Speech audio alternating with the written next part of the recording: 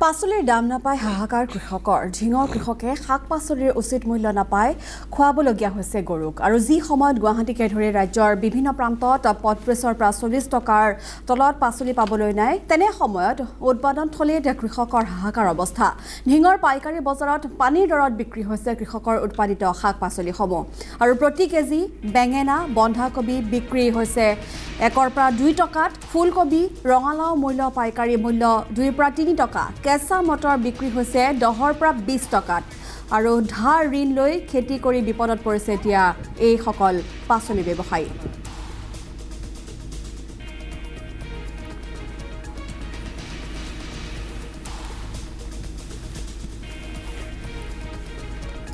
আৰু এই সন্দৰ্ভত অধিক জনাব আমাৰ জ্যেষ্ঠ সাংবাদিক ৰফিকুল ইছলামে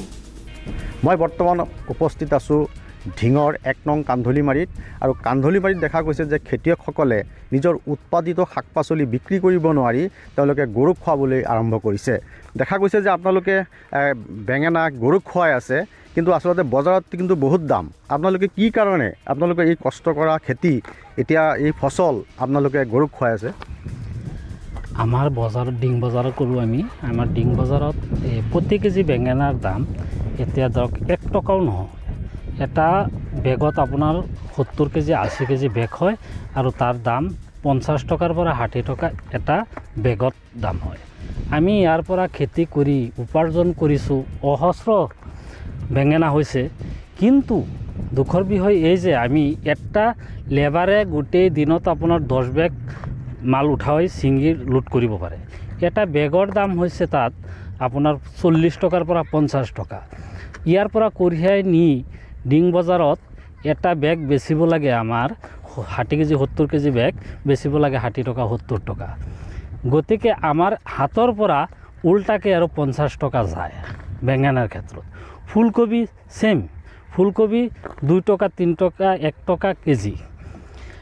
বিলাহী এতিয়া ৮ টকা কেজি আৰু ৰঙালাও ৩ টকা কেজি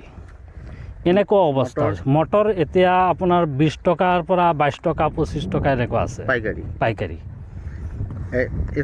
এতিয়া আপোনালোকে যে খেতিবিলাক যে কৰিছে এই খেতি আপোনালোকে কেতিয়াৰ পৰা বিক্ৰী কৰি আছে আপোনালোকে আমি বিক্ৰী কৰি আছোঁ আজি ২ মাহমান হৈছে এতিয়া আৰু ২ মাহমান বেচিব পাৰিলোহেঁতেন কিন্তু এতিয়া দামটো যিহেতু একেবাৰে বেয়া হৈ গৈছে দামটো নাই গতিকে এতিয়া উল্টাকৈ হাতৰ পৰা গৈ আছে গতিকে আমি এতিয়া খেতিবিলাক ভাঙি গৰুক খুৱাই আছোঁ আপোনালোকে কিয় ভাবে যে দাম কিয় কমিল দামটো আমি যি জানিব পাৰিছোঁ যে গুৱাহাটী বা অন্য ঠাইত চিটিবিলাকক দাম পূৰা আছে